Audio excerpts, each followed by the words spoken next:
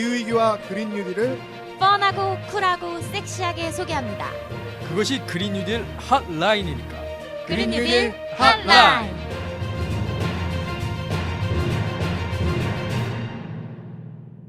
(2023년) 새해가 밝았습니다. 다 같이 시청자분들께 새해 인사해볼까요?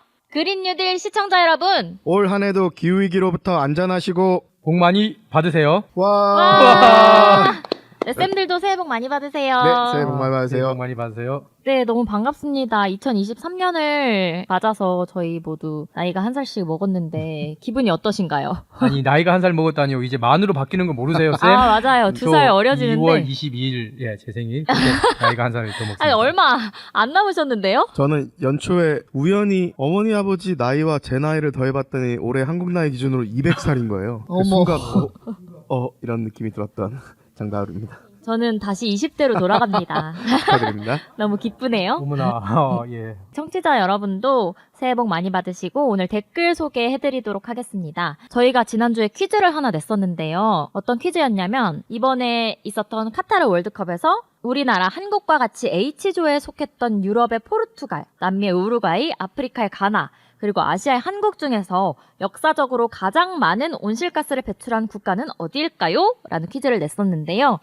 네, 댓글이 나름 달렸어요. 예. 제가 먼저 하나 소개해드릴게요. 구골플렉스님, 네, 또 저희 댓글 많이 시청자시죠? 달아주시는 분인데요. 네네네네. 네, 팟빵에서 답은 한국 맞나요? 잘은 모르겠는데 한국일 것 같은 느낌이 들어요. 구호 외치는 거 듣는데 소름이 돋네요. 너무 잘 들었습니다. 네, 아마 저희 그때 그 스페인어랑 네네네. 그거- 현지에서 나왔던 네. 영어로 구호로 외쳤죠. 그거 외쳤던 네. 거 말씀하시는 것 같아요. 네, 다음 댓글 다울쌤이 소개해 주시겠어요? 네, 팟빵에서 생애님께서 답은 한국이요. 문제 너무 쉬워요. 지구 악당이잖아요. 악당이 하루아침에 이루어지진 않았겠죠? 라고 댓글을 남겨주셨네요. 똑같이 이제 팟빵에 올려주셨는데요. 마스터 인넷이라는 분께서 아쉬움이 있었던 것 같지만 어쨌든 COP 관련 생생하고 흥미로운 얘기 잘 들었습니다. 또한 우리나라의 더딘 기후위기 대응에 답답하기도 하지만 내년 3월에 뭔가 진척이 있지 않을까 기대도 해봅니다. 그리고 퀴즈의 답은 우리나라로 제출하겠습니다. 라고 말씀을 해주셨네요. 네, 정말 댓글 달아주셔서 너무 감사합니다. 그리고 정답은 어떤 것일지 궁금한데요. 또 다울쌤께서 알려주시겠어요? 네, 정답 알려드리겠습니다. 정답은 두두두두두두두두두. 네, 정답은 우리나라입니다. 이게 한국이 산업혁명 이후에 산업화를 다른 나라보다 늦게 했기 때문에 아마 그래도 남미의 우루과이, 아프리카의 가나보다는 한국이 당연히 지금 선진 산업국 중에 하나니까 많겠거니 생각을 하셨겠지만 어떤 분은 그래도 포르투갈이 유럽에 있고 예전에 제국주의 국가기도 했으니까 한국보다 누적 온실가스 배출량이 많지 않을까라고 생각하실 수 있을 것 같은데 예전에는 포르투갈이 훨씬 더 많이 배출했거든요. 근데 한국이 이미 포르투갈을 앞지른 지도 오래됐고 누적 총 배출량에서도 한국이 포르투갈보다 훨씬 많고요. 그래서 한국이 제일 많고 심지어 누적 1인당 배출량에서도 한국이 이제 포르투갈이나 스위스 같은 나라들을 앞섰어요. 그만큼 책임이 커졌다는 거겠죠. 책임이 큰 만큼 앞으로 큰 역할을 좀 했으면 좋겠는데 아직까지는 좀 미흡한 부분이 있어서 저희가 계속 그 부분을 지적을 하고 있는 겁니다. 그래서 정답은 우리나라였습니다. 정답자는 이 팟캐스트에 댓글을 남기신 아이디와 함께 전화번호를 저희 그린피스 코리아 인스타 DM이나 또는 그린피스 서울사무소 대표 메일로 남겨주시면 저희가 커피 쿠폰을 보내드리도록 하겠습니다. 네, 그럼 광고 듣고 메인 소식 전해드리도록 하겠습니다. 안녕? 난 생물다양성 캠페이너 최태영. 이제부터 내가 벌이 사라지면 먹기 어려워지는 것들을 얘기해볼게. 수박, 호박, 배추, 배, 사과, 키위, 딸기, 당근, 오이, 망고, 양파, 멜론, 체리, 레몬, 가지, 라임, 아보카도, 애플파이, 과일, 빙수, 블루베리, 고기, 우유, 크림커피, 화채, 아몬드까지? 이거보다도 더 많다고? 꿀벌을 살리고 싶지? 그린피스와 함께 정부의 꿀벌을 지켜달라고 요구해줘. 네, 오늘 날씨가 너무 추운데요. 미국에서는 20년 전인 2004년에 개봉한 투모로우가 현실이 됐다는 말이 나올 정도로 지난달 영하 46도까지 온도가 떨어졌고 한파 피해를 입었다고 합니다. 녹화일 기준으로는 이제 오늘이 1월 3일인데 전국 곳곳에 한파주의보와 경보가 내려졌습니다. 네, 쌤들, 한파주의보와 경보는 언제 내려지는 거죠? 제가 주의보가 내려지는 이제 상황에 대해서 좀 알고 있는데요. 주의보 같은 경우에 이제 아침 최저 기온이 그 하루 전보다 10도 이상 떨어져서 3도 이하이고 또 평년가보다 3도가 낮을 때 그렇게 예상될 때 그런 경우나 아니면 이제 아침 최저 기온이 영하 12도 이하가 이틀 이상 지속될 것으로 예상될 때 또는 급격한 저온 현상으로 중대한 피해가 예상될 때 이런 이제 제가 방금 세 가지 경우를 얘기했는데요.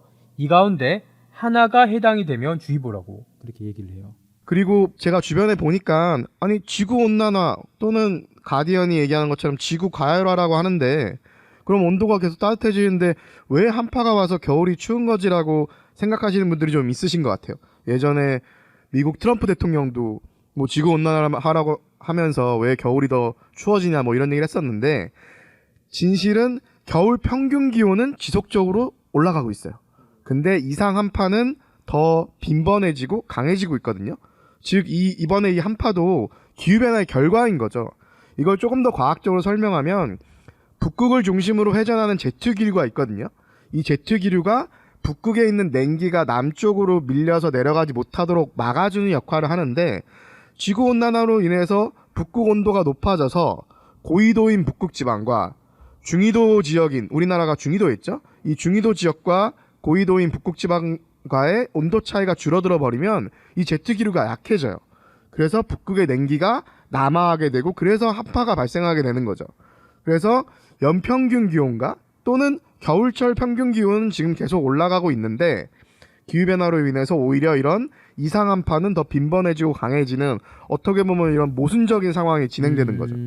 아, 그래서 뉴스에서도 북극 한파라고 하는 거군요. 네, 맞아요. 네, 지구 온난화 가열화라고도 하는데 이 왜 한파가 오는지에 대해서 궁금하신 분들에 대해서 답이 잘 됐을 것 같습니다. 근데 사실 제가 오늘 점심을 먹을 때 이 얘기 잠깐 했거든요. 아, 정말요? 다울쌤이랑. 네. 근데 다울쌤이 네. 오늘인가 어젠가 커뮤니티 네. 인터넷 커뮤니티를 봤는데 거기에 누군가가 이런 글을 올렸어요. 이거 봐 지금 한파가 오는데 무슨 지구온난화야. 근데 거기에 있는 댓글들이 사람들이 다 이런 내용을 이제는 남기는 거예요. 오. 이제 뭐 사실은 이제 미국에서는 트럼프가 그런 얘기를 했을 때 많은 사람들이 맞아 아. 그렇게 이제 동조를 한 부분이 있었잖아요. 근데 우리나라에서는 오히려 우리 국민들이 이런 사실에 대해서 잘 알고 있다. 이것은 사실 지식인들이 점점 많아지고 네, 있다. 댓글에 바보 아니야? 이런 댓글이 많더라고요. 오. 그러니까 너무- 사람들이 이제 이해를 하고 있는 거죠. 이 한파가 왜 기후변화 때문에 오는지. 혹시 조금 더 이 과학적인 내용을 이해하고 싶으신 분들은 유튜브에 기후변화, 한파 이렇게 두 가지 키워드로 쳐보시면 왜 지구온난화로 지구가 점점 뜨거워지는데 왜 한파가 오는지에 대한 설명 영상이 되게 많이 올라와 있거든요. 그러니까 궁금하신 분들은 유튜브 찾아보시면 좋을 것 같아요. 네, 꿀팁 감사합니다. 그리고 쌤들 제가 지난달에 흥미로운 기사를 하나 본 기억이 있는데요. 홍카콜라 아시죠? 홍준표 네, 네, 대구시장님께서 네, 대규모 태양광 프로젝트를 발표를 오, 하셨더라고요. 어허. 이거 관련해서 저희가 후토크를 해봤으면 좋겠는데 홍 시장은 사실 대선 경선 때도 그렇고 재생에너지에 반대하던 사람 아니었나요? 네, 지금까지 정치인으로서 홍준표 시장은 재생에너지에 그다지 우호적인 정치인은 아니었죠. 아니 근데 어떻게 이렇게 갑자기 재생에너지 전도사 같은 사람으로 변신할 수가 있는 건지 정치는 생물이라는 말을 많이 듣긴 했는데 그래도 이렇게 사람이 너무 빨리 변하는 거 아닌가요? 맞아요. 이게 사실 기후위기 대응 그리고 이제 이 산업 경쟁력 강화를 위해서 필요한 재생에너지로의 에너지 전환이 글로벌 차원에서 이제 선택이 아닌 필수의 문제가 됐다는 것을 사실 어떻게 보면 보여주는 것 같아요. 우리나라가 이제 에너지의 90% 이상을 이제 화석연료 수입을 하면서 이제 과도하게 의존을 하고 있잖아요.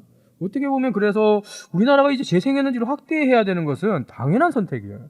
이 재생에너지 중심의 에너지 전환을 통해서 기후위기에 대응하는 거 사실 어떻게 보면 진보냐, 보수냐, 여당이냐, 야당의 그 문제를 떠나는 거죠. 사실 이제 공통적으로 추진해야 하는 이슈인데 그동안 어떻게 프레임이 보수, 진보로 나눠져 있었던 게 저는 오히려 문제였다고 좀 생각을 합니다. 네, 그러니까 이 지난 5년간 이 에너지 전환 문제가 너무 과도하게 정쟁화돼서 저희가 이런 그런 발언들조차 굉장히 이례적으로 생각하게 되는 것 같아요. 네, 맞아요. 근데 에너지 문제가 그래서 탈정치가 돼야 된다는 얘기를 하시는 분들도 계시는데 사실 그거는 또 아닌 게 에너지 문제는 되게 정치적인 문제일 수밖에 없어요. 왜 정치적인 문제냐면 에너지 전환이라는 거는 우리 산업과 사회의 근간이 되는 에너지를 어떠한 에너지로 공급할 것이냐의 문제이고 그 선택에 따라서 특정 산업, 그게 석탄 산업이건 석유 산업이건 천연가스 산업이건 재생에너지 산업이건 그 산업에 막대한 이익이 걸려있는 흥망성쇠가 좌우되는 거거든요. 그게 당연히 정치적인 선택의 문제인 거죠. 그래서 정치인들은 자신들의 정치적 목적에 맞춰서 입장을 정할 수밖에 없는 측면이 분명히 있는 것 같아요. 이번에 홍준표 시장이 한화 자산운용 등과 업무 협약을 체결해서 최대 3조 원 가까이를 투자해서 태양광 1.5기가 사업을 추진한다고 했거든요. 그래서 대구를 태양광 보급률 전국 1위로 만들겠다는 건데, 그동안은 자신의 정치적인 목적을 위해서 재생에너지 비판에 좀 몰두했다고 하면, 이제는 여당이 국민의힘이 정권도 잡았고 이제 대구시장으로서 보수당의 대표적인 정치인인 홍준표 시장조차도 현실적으로 재생에너지 확대를 추진하는 것이 훨씬 더 자신의 정치적 목적에 부합하다고 이제 느끼는 거죠. 그렇죠. 사실 이제 재생에너지 확대가 재생에너지 어떻게 반대는 과거의 정치 아젠다였다면, 이제는 미래의 아젠다는 미래 정치인들에게, 모든 미래의 정치를 꿈꾸는 사람들에게는 재생에너지 확대로 갈 수밖에 없다. 그런 거 그래서 아니겠어요? 사실 홍준표 시장도 그러면서도 약간 그동안 재생에너지 반대왔던 거에서 갑자기 돌리는 것 같잖아요. 그러니까 네. 이제 덧붙이는 말이 문재인 식과는 다르다라고 또 얘기를 하고 있는데, 사실 뭐 큰 차이는 없습니다. 오히려 이런 행보가 그동안 재생에너지 사업으로 지난 문재인 정부를 공격했던 것이 정쟁 때문이었던 걸 보여주는 사례라고 볼 수 있고요. 사실 재생에너지 확대는 문재인 정부보다 훨씬 전에 이명박 정부나 박근혜 정부 때도 역시 추진했던 정책이었고, 이 재생에너지 확대 없이는 기후위기 대응도 안 되고 기후위기로 인한 우리 사회의 피해도 예방할 수 없고, 그 다음에 탈탄소 경제체제로 전환하고 있는 글로벌 흐름에서도 도태될 수밖에 없기 때문에 우리 산업의 경쟁력도 악화되게 되는 거죠. 그래서 어떻게 아까 위에서 얘기한 대로 이거는 선택이 아니라 필수가 돼버린 과제인 거죠. 맞습니다. 이미 재생에너지가 전 세계에서 가장 값싼 에너지원이 됐거든요, 이미. 그러니까 이제 블룸버그 잘 아시잖아요. 블룸버그에 따르면 전 세계 인구의 3분의 2가 사는 지역에서 재생에너지가 이미 석탄이나 원전 같은 아주 이제 위험하고 더러운 이런 전통적인 에너지원들을 추월해서 안전하고 깨끗하면서도 가장 경쟁력 있는 그런 에너지원이 됐고, 특히 이제 러시아가 우크라이나를 침공을 하면서 이 재생에너지 확대 속도가 더욱더 빨라질 것으로 그렇게 예상됩니다. 이제 국제에너지기구인 IEA 진단에 따르면 각국 정책들을 IEA가 점검을 해봤는데, 앞으로 이제 5년 정도 전 세계에 2,400기가 정도의 이제 재생에너지가 이제 설치된다고 합니다. 근데 이게 어떤 정도냐면, 이게 재작년보다 이제 30% 늘어난 것이고, 지난 20년 동안 설치된 발전 용량이랑 맞먹는 수준이에요. 그리고 또 이제 2027년이 되면 재생에너지 발전 비중이 전 세계에서 가장 또 높아질 것이다. 그렇게 IEA에서 뭐 예측을 하고 있는, 이제 주류가 사실 되어가고 있는 그런 상황이라는 거죠. 향후 5년 동안 2,400기가 정도면 1년에 한 500기가 정도라는 건데, 우리나라가 전체 발전 설비 용량이 한 600기가 정도 될 거거든요. 그러니까 우리나라가 전 세계 200개 국가들 중에서 전력 발전 설비 용량으로 하면은 상위 10위 안에 드는 국가인데, 우리나라 전체 발전 용량의 5배만큼을 향후 5년 동안 깐다는 얘기죠. 그러니까 상당히 엄청난 속도로 늘어난다는 얘기고, 전략 컨설팅 업계 중에서 1위 차지하고 있는 맥킨지 컨설팅 있잖아요. 여기서도 2050년 정도가 되면은 전 세계 발전 비중의 80에서 90%가 재생에너지가 될 것이다. 근데 이건 당연한 방향이거든요. 왜냐면 2050년까지는 탄소 배출을 제로로 만들어야 되고, 그러면은 화석연료를 쓰지 않아야 되는데, 그러면은 전력 생산에 있어서 재생에너지 80-90% 비중이라는 거는 어떻게 보면은 당연한 결과인 거죠. 그리고 이러한 전환은 앞으로도 더 빨라질 것 같다고 맥킨지는 예측을 하고 있고요. 지금 유럽 같은 경우는 아까 저스틴 쌤이 얘기한 대로 안타깝게도 여전히 지속되고 있는 러시아의 우크라이나 침공으로 인해서 러시아의 가스를 유럽이 쓸 수가 없는 상황이 돼버렸잖아요. 그러다 보니까 더 빨리, 그동안 재생에너지 전환을 빨리 해왔음에도 불구하고 더 빨리 하지 않은 데 대해서 더 반성을 하고, 기존에 갖고 있던 2030년 재생에너지 발전 목표도 오히려 더 늘렸어요. 그러니까 정말 세계는 빠르게 변하고 있는 거죠. 유럽뿐만 아니라 미국도 마찬가지입니다. 잘 아시겠지만 인플레이션 감축법이라는 IRA를 통과시키면서 재생에너지에 어마어마한 세제 혜택을 주고 재생에너지의 전환을 가속화하고 있어요. 미국은 2035년, 이제 10년 조금 넘게 남았죠? 2035년까지 발전 부문, 전력을 생산하는 부분에서 화석연료, 석탄석유 가스를 완전히 퇴출한다는 계획을 추진하고 있거든요.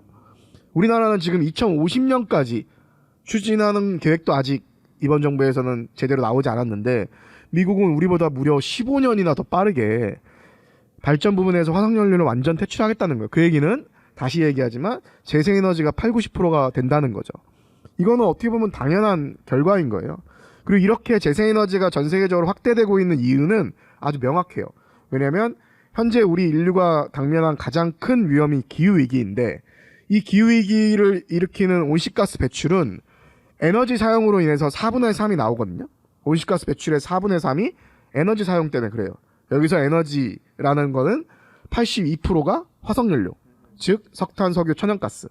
그 석탄, 석유, 천연가스 사용을 없애야 온실가스 배출을 4분의 3을 줄일 수 있고 그래야 기후위기를 극복할 수가 있는 거죠. 그러면 석탄, 석유, 천연가스를 안 쓰면 어떻게 할 것이냐? 온실가스 배출이 없고 환경오염도 없고 사고 걱정도 없고 연료비, 유지비가 적게 드는 태양광, 풍력과 같은 재생에너지를 이제 늘려야 되는 거죠. 전력 생산부터 시작해서 수송에너지라든가 냉난방 에너지도 나중에는 전력으로 바꾸면서 재생에너지 공급하는 방법이 인류가 지금 찾은 가장 효율적이고 효과적인 방법으로 기후위기를 극복하는 이제 대책인 거죠. 그래서 최근에 재생에너지 성장 관련해서 통계를 조금 살펴보면 전 세계 전력 생산에 있어서는 재생에너지 비중이 28%까지 올라왔어요. 이거는 이제 세계 평균인데 유럽 같은 경우에는 훨씬 뭐 한 40% 이상 올라왔고요.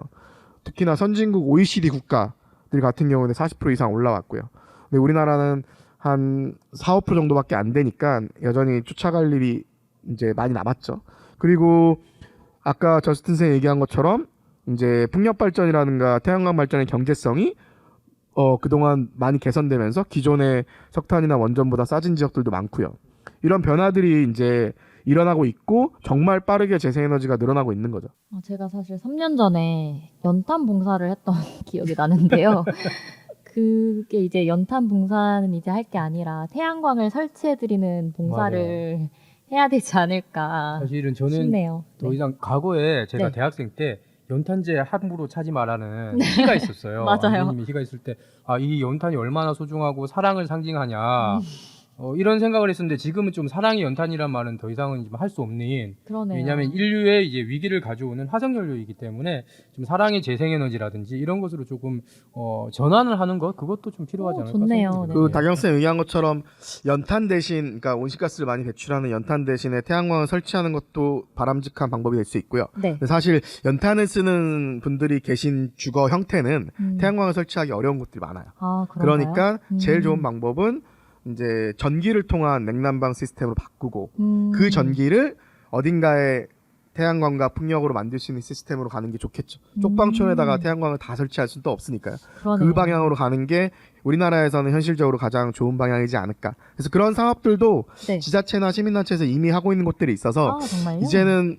뭔가 좀 연탄 나르면서 하루 얼굴에 껌댕이 묻히고 좀 쇼나하는 정치인들보다 네. 실제 시스템을 전기로 냉난방으로 바꾸고 그 냉난방에 쓰이는 전력을 어떻게 재생에너지 변화할 것인지를 정치인들이 좀 더 고민하는 게 낫지 않을까. 최근에도 여야를 떠나서 네. 겨울만 되면 자꾸 연탄 나르잖아요. 맞아요. 저는 왜 그랬을까요, 전? 쇼적인 측면이 많은 것 같아요. 그래서 어쨌든 전기를 이제 열로 바꾸는 이제 히트펌프라든지 네. 네. 안 그러면 이 집을 난방이나 이런 이제 시설이 잘 안 돼 있잖아요. 이게 벽을 좀 두껍게 네. 보온재를 좀 설치를 하고 그렇게 이제 리노베이션을 좀 네. 해준다라든지 사실 그렇게 해야지 건물의 이제 에너지 효율성이 이제 높아지게 되는 거거든요.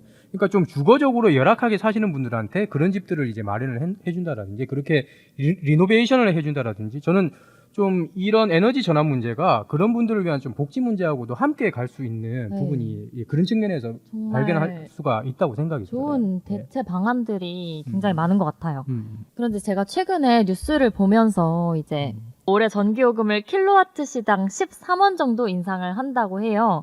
그러면 가구당 한 4,000원 정도 더 내게 되는 건데요. 뭐 우리나라 전기요금이 너무 싸서 한전 적자가 나왔던 걸로 저는 알고 있었는데 이게 뭐 화석 연료 사용이랑 관련이 있는 건지도 궁금해요. 네, 그런 얘기가 많이 있죠. 네, 지금 경제 위기 상황에서 물가도 정말 많이 올랐잖아요. 최근에 뭐 식당 가보면 음식값도 많이 오르고 공산품 가격도 정말 많이 오른 상황에서 전기요금까지 또 오르니까 서민층 분들의 이제 고민이 많이 깊어지실 텐데 그래서 소비자들이 이 부분을 걱정하는 건 당연한 것 같아요. 저도 이번 달에 가스요금이 얼마 나올지 지금 고민 중인데 근데 또 이 문제가 좀 단순하진 않은 게 되게 좀 신중하게 접근할 필요가 좀 있는 것 같아요.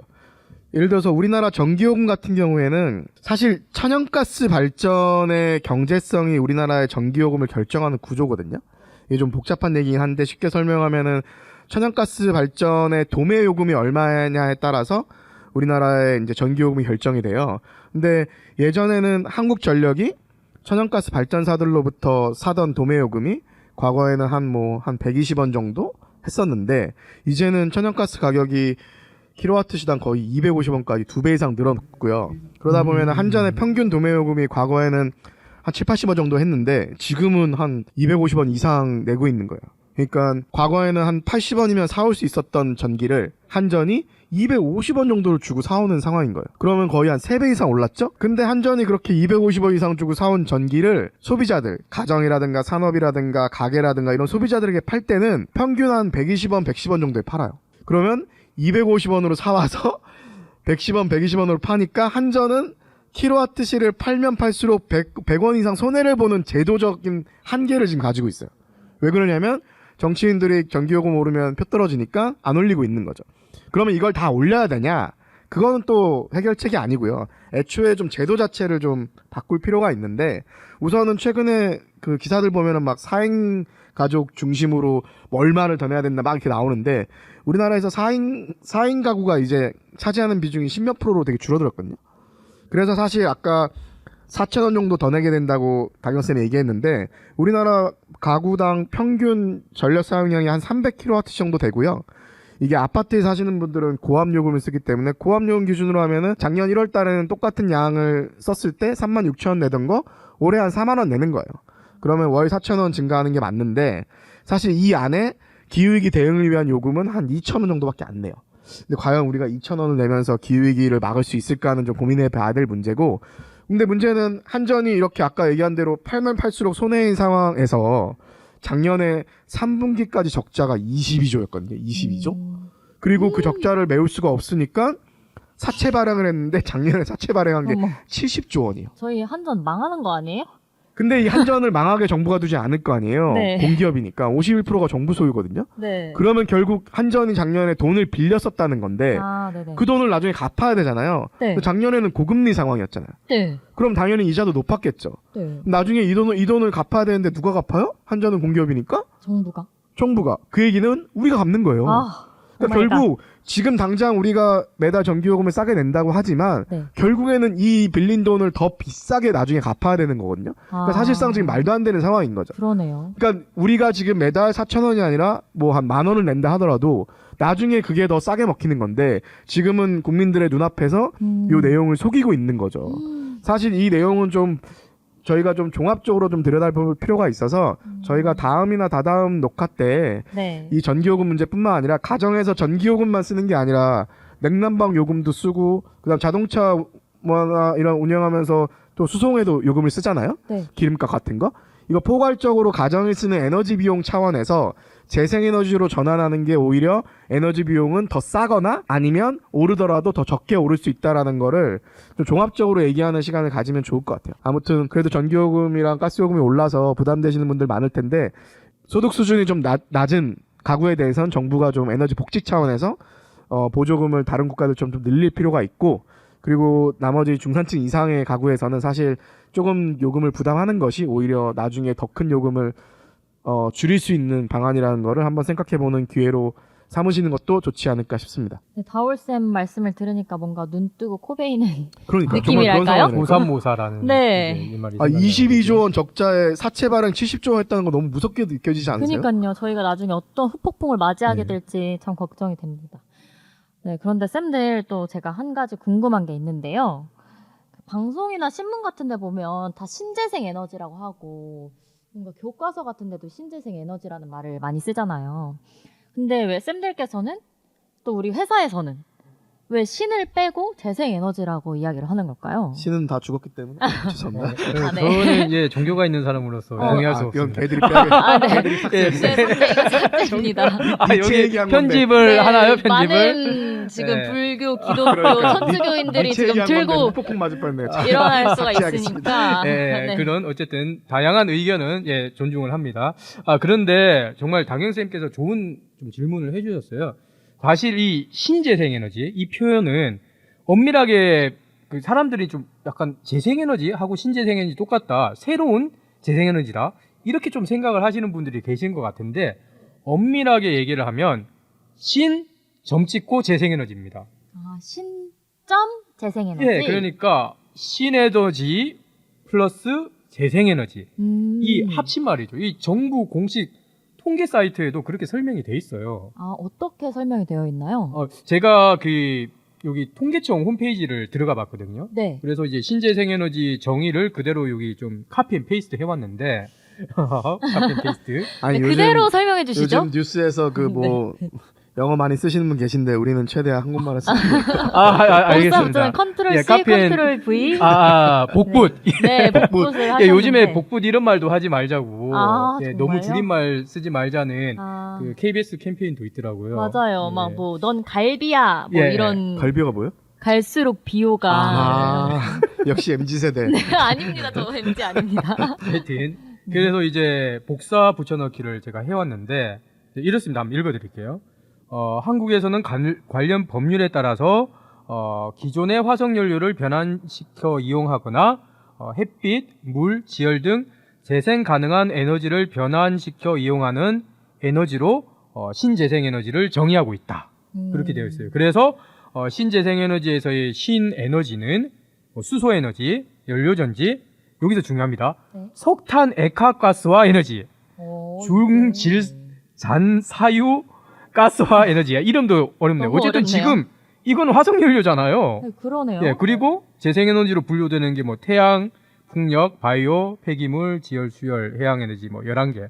그러니까 이게 화석연료도 있고 재생에너지도 있고 이게 두 개를 합쳐서 신재생에너지라고 하는 거예요. 그러니까 오래된 문제인데 사실 신에너지에 포함되는 것들은 일단 에너지원이 아닌 것들이 들어가 있어요. 수소에너지라든가 연료전지 에너지원은 아니거든요. 그리고 석탄 액화가스 같은 경우도 화석연료를 활용하는 에너지이기 때문에 재생에너지가 아닌 거죠. 그래서 전 세계적으로 인정하는 재생에너지에는 우리나라의 신에너지를 다 빼버려야 돼요. 신에너지에 포함되는 모든 것들을 다 빼버리고 우리나라의 재생에너지로 분류되는 에너지원들 중에서도 국제적으로 인정 못 받는 재생에너지원도 일부 있고요. 보통 재생에너지라는 건 말 그대로 재생 가능한 자원, 햇빛이라든가 바람이라든가 그다음에 해양 에너지라든가 그다음에 바이오매스 이런 것들을 이용하는 에너지들을 이제 주로 재생에너지라고 하죠. 일반적으로 우리가 제일 많이 보는 거는 이제 태양광, 그 태양열 에너지도 있는데 보통 우리가 많이 보는 패널들은 다 태양광 에너지예요. 여전히 많은 분들이 태양열 에너지로 잘못 쓰시는 분들이 있는데 뭐 그것도 있고 풍력도 뭐 육상 풍력, 해상 풍력 있고 바이오 에너지는 뭐 바이오 가스라든가 바이오 디젤, 바이오 에탄올 이런 것들이 있고요. 뭐 폐기물 에너지는 예를 들면 우리 매립지에서 나오는 가스 같은 경우에도 결국 이제 유기성 폐기물에서 나오는 가스들이 있는 거거든요. 이런 경우에도 재생에너지로 볼 수가 있죠. 이런 그다음에 뭐 지열이라든가 뭐 해양 에너지, 파력 같은 거, 파도의 힘을 이용한다라든가 이런 것들이 이제 재생에너지에 포함이 되죠. 폐기물 에너지 중에서도 일부는 재생에너지로 볼 수 있는 에너지도 있고요. 근데 대부분은 또 재생에너지로 분류가 안 되는 에너지들도 있어요. 뭔가 신재생 에너지라고 하면 다 친환경적이고 이렇게만 느껴졌는데 정말로 어디서든지 이 신에너지와 재생에너지를 정말 명확하게 구분해서 사용을 해야 될 것 같아요. 근데 우리나라 재생에너지 발전 비중이 2020년 기준으로 7% 정도라고 알고 있는데 이것도 엄밀히 따지면 신재생에너지 비중까지 합친 것이라서 또 순수한 재생에너지 비중은 더 낮다고 볼 수 있겠네요. 일반적으로 이제 우리가 재생에너지 발전 비중이 7%라고 얘기를 하는데 네. 엄밀하게 따지면 더 낮고 태양광, 풍력 이렇게만 우리가 계산을 해보면 한 5%그 정도 수준. 예, 그 정말 정도밖에 굉장히 안 돼요. 미미한 수준인데요. 지금 얘기를 들어보니까 또 한때 야당의 유력한 대권 주자이자 어쩌면 또 앞으로 다음 대선에 도전할 수도 있는 이런 분이 재생에너지에 대한 입장도 완전히 바꾸시고 이런 상황들이 많이 나타나고 생긴다는 게 전 세계 흐름이 좀 거부할 수 없는 방향으로 간다는 거잖아요. 네, 조금 전에 얘기는 안 나왔지만 기업들이 재생에너지 전력 사용을 100% 하겠다는 아리백 캠페인을 전 세계적으로 진행하고 있기 때문에 이젠 글로벌 마켓에서 사업을 하려면 재생에너지 없이는 안 되는 세상이잖아요. 순수한 재생에너지 비율이 5% 정도밖에 안 되면 이게 정말 너무 큰일 아닌가요? 저는 한 4가지 정도 그런 이유를 좀 개인적으로 생각을 해봤어요. 네. 그래서 이게 역사적인 배경도 있고 또 우리나라에 있는 주민 수용성 그리고 또 거기와 결부되어 있는 정부의 약한 의지나 네. 또 국회의 느린 행보 이런 것들이 좀 문제가 있다고 생각을 하고요. 첫 번째로 이제 역사적인 배경을 생각을 해보면 우리가 1970년대 석유 파동이 있었다는 거 혹시 네. 국사책에서 보신 기억이 나시나요? 네. 박인쌤? 네, 그때 사실 이 당시에 유럽은 재생에너지를 확대를 하는 그런 방향으로 이제 여기에 대응을 하려고 했었어요. 그런데 우리나라는 석유 파동이 있을 때 국내에 있는 에너지원으로 뭔가 대응을 하겠다. 그러면서 부연탄, 기억나시나요? 이제 강원도에 가면 이제 탄광이 그때 엄청나게 많이 개발이 되고 지금은 거의 다 이제 문을 닫게 되었지만 네. 그런 상황들이 있었던 거죠. 사실 이제 유럽은 그 이후에서 계속 이제 재생에너지 확대를 위해서 투자도 많이 하고 노력도 하면서 결국엔 1990년대가 지나면서 경제는 성장하고 온실가스 배출은 줄어드는 흔히 말해서 디커플링 현상 네. 이런 것들이 벌어졌는데 우리는 이제 잊지 못했던 거죠. 뭐 그런 문제들이 있는 것이고 또 이제 수용성 문제는 어떠냐면 우리 제도적인 좀 문제가 있어요. 저는 제도적인 문제가 있다고 봐요. 왜냐하면 그렇죠. 재생에너지를 설치를 하는 절차들을 보면 네. 인허가가 먼저 좀 이루어지고 그 뒤에 주민들하고 뭐 공청회라든지 네네. 보상 협의 이런 것들이 조금 있는 그런 과정들이거든요. 그러니까 주민들은 아니 왜 우리랑 협의를 안 하고 이런 것들이 들어와? 좀 이런 것들이 좀 현장에 있고 그러다 보니까 이제 재생에너지가 지자체 입장에서도 사람들이 막 민원을 제기하잖아요. 네. 그러니까 이거를 뭐 투자할 대상이도 골치 아픈 거예요. 그 공무원들 입장에서. 그래서 뭐 이격거리라고 해서 재생에너지는 집에서 어느 정도 떨어져야 된다. 건물에서 어느 정도 떨어져야 된다. 그런 이제 규제들만 막 이제 우리나라에서 생기고 있는 거죠. 그런 문제점도 있고 네. 또 지난번에도 우리가 얘기를 많이 했지만 결국 이번 정부가 재생에너지 목표를 이제 축소를 시키고 네. 결국 원전을 이제 육성을 많이 하려고 하는 그런 계획을 가지고 있다 보니 계속 이제 주민 수용성 문제를 해결을 해야 되는 입장에서 오히려 이걸 핑계를 대면서 재생에너지 확대를 하지 않고 있는 문제. 여기다 더불어서 국회라도 그러면 이 문제를 해결을 해야 되잖아요. 네. 근데 국회도 손을 놓고 있는 사실 재생에너지 확대를 위한 법안들이 지금 국회에 많이 계류가 되어 있는데 네. 그런 것들이 제대로 논의가 안 되고 있는 그런 상황들이 좀 문제가 아닐까라고 좀 생각이 듭니다. 복잡한 문제들이 많이 얽혀 있는 것 같아요. 한국은 지난해 온실가스 배출량도 다시 늘었고 재생에너지가 이렇게 부족하면 기업들 역시 아리백 같은 세계 질서에서도 도태될 텐데 왜 그런 뭔가 제도라든지 이런 거를 개선을 빨리빨리 안 해 나가는지 정말 좀 의문입니다. 전반적으로 행정부도 중요한 제도들을 좀 변화를 시켜야 되고 언론에서도 좀 재생에너지에 대한 새로운 시각이 좀 필요하지 않을까 싶고요. 당연히 입법부인 국회에서도 관련 법과 제도들을 정비할 수 있는 노력을 좀 해야 될 것 같은데 사실 여러 가지 많은 장애물들이 좀 있죠, 확실히. 근데 이제 이런 장애물들을 해결하는 방향으로 가야 되는 논의가 사회적으로 좀 만들어져야 될 것 같고요.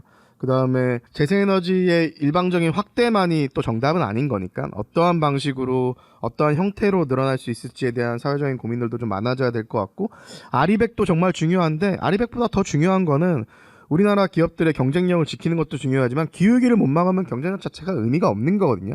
우리에게 안전한 미래가 보장이 안 되니까. 그러니까 항상 이런 재생에너지 확대를 얘기할 때는 우리나라 사람 경쟁력도 중요하지만 그보다 더 중요한 거는 기후위기 대응을 위해서 필요하다는 거를 좀 저희를 포함해서 많이 알릴 수 있는 노력을 좀 해야 될 것 같아요. 사실 재생에너지가 조금 불가능하다 우리나라에서 좀 이런 이제 의견들이 좀 많이 팽팽한데 실제로 근데 스코틀랜드 같은 나라 있잖아요. 이런 나라에서 이미 2020년에 재생에너지로만 97%의 전기를 이미 생산을 했대요. 그리고 그러면 이제 한국이 또 이런 얘기를 이 재생에너지 우리나라는 제조업 비중도 높고 이래서 뭐 많이 힘들어. 그런데 사실 뭐 독일 같은 경우도 제조업 비중이 우리나라처럼 높거든요. 그런데 이 나라에도 이미 한 50% 가량 이제 재생에너지를 지금 이제로 전기를 지금 만들고 있고 2030년까지 80%를 이제 목표로 하고 있어요. 네. 그리고 뭐 베트남 같은 나라는 태양광 발전 비중이 2019년에 2%밖에 안 됐는데 2021년에 10%. 그러니까 5배 이제 왜 태양광은 빨리빨리 지을 수가 있거든요. 네. 원전은 짓는데 한 10년 정도 걸려요. 그런데 태양광은 사실 뭐 패널 그거를 그냥 설치만 하면 되는 거니까. 그래서 이게 정말 어떻게 보면 재생에너지라는 것은 빨리 만들어낼 수 있는 것이고 우리가 노력만 하면 되는 것인데 아직까지 뭔가 한국에서 재생에너지는 안 돼. 그리고 정부도 노력을 안 하려고 하는 그런 좀 분위기가 많이 있는 그런 것이 현실이고 저는 좀 결국 우리가 많은 변화들을 만들어 온 나라이기도 하잖아요. 동시에 지금은 기후 위기에 있어서 뭔가 기후 악당, 우리 정부가 제대로 못 하고 있다라는 그런 지적을 많이 받고 있지만 네. 동시에 한국이 또 산업화 과정에서 엄청나게 많은 성장을 했었고 지금은 또 K-팝으로 전 세계 문화를 또 선도를 하고 있는 그런 국가이기 때문에 네. 진짜 우리가 뭔가를 하면 빨리 바꿀 수 있다. 음. 좀 그런 또 측면도 있다. 그래서 잘 좀 이 에너지 전환 시대에서 뒤처지지 않고 앞서 나가고 동시에 또 기후 변화에 대응을 할 수 있는 그런 국가가 좀 될 수 있으면 좋지 않을까 그런 고민이 요즘에 많이 드네요. 네, 최근에 또 기사에서 봤는데 뭐 일본 도쿄에서는 2025년부터 새 집 지을 때 태양광 패널을 설치 의무화하는 개정안을 또 의결했다고 하는 기사도 봤는데 우리나라도 조금 더 적극적으로 나서면 좋을 것 같아요. 네, 사실 재생에너지 확대를 위해서 필요한 여러 가지 변화들이 있어요. 그리고 그런 변화들은 결코 쉬운 변화들이 아니거든요. 네. 이거 들으시는 분들도 쉽게 상상하시겠지만, 태양광 활용하는데 햇빛이 안 비치면 어떡하지? 풍력을 활용하는데 바람이 안 불면 어떡하지? 과연 재생에너지로 우리가 필요한 모든 전력을 정말 다 공급할 수 있을까? 이런 의문점들이 많이 드실 거예요. 네, 저는 또 그런 것도 본 것 같아요. 뭐 기후 변화로 태양광 패널이 다 뭐 무너졌다? 아, 뭐 날라갔다? 가짜 뉴스인가요?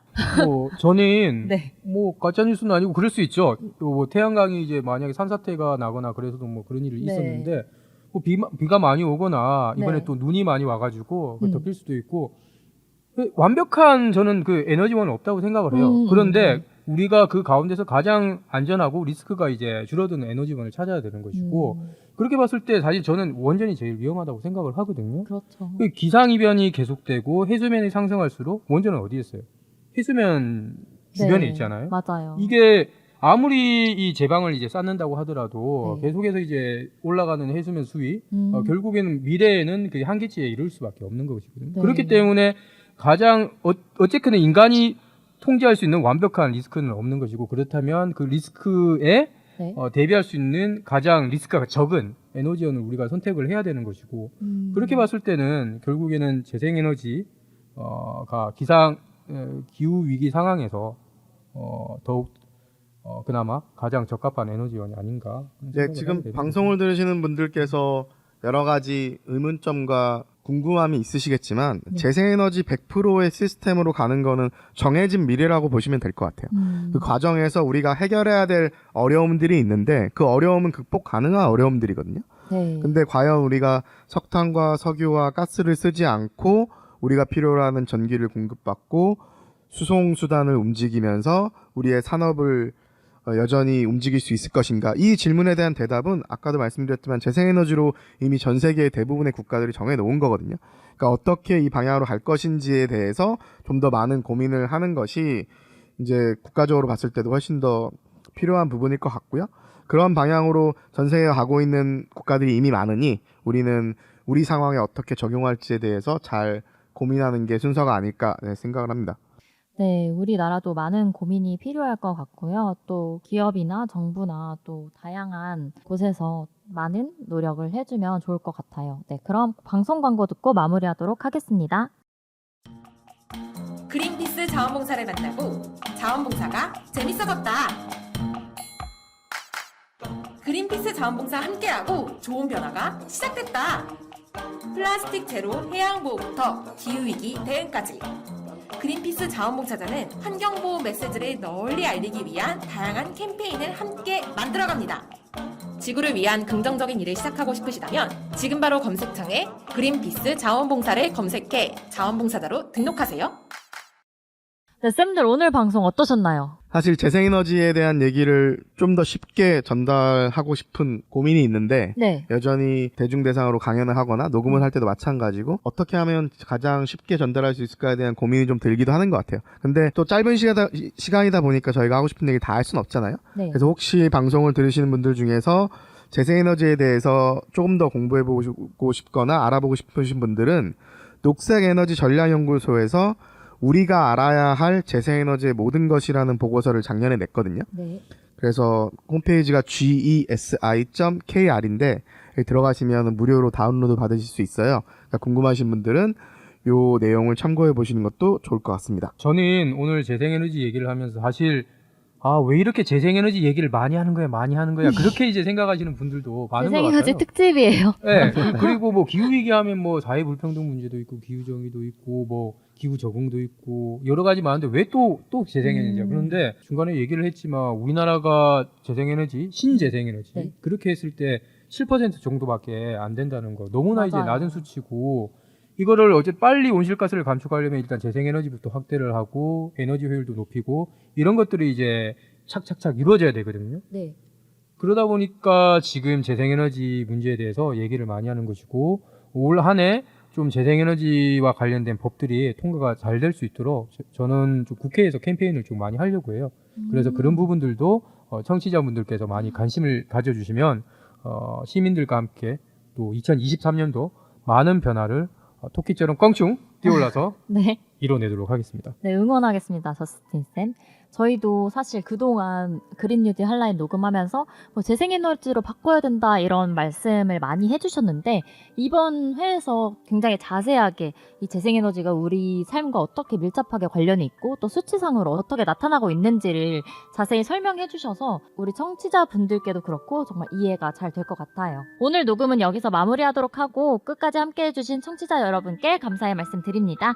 다울쌤, 저스틴쌤 감사합니다. 네, 네, 감사합니다. 감사합니다.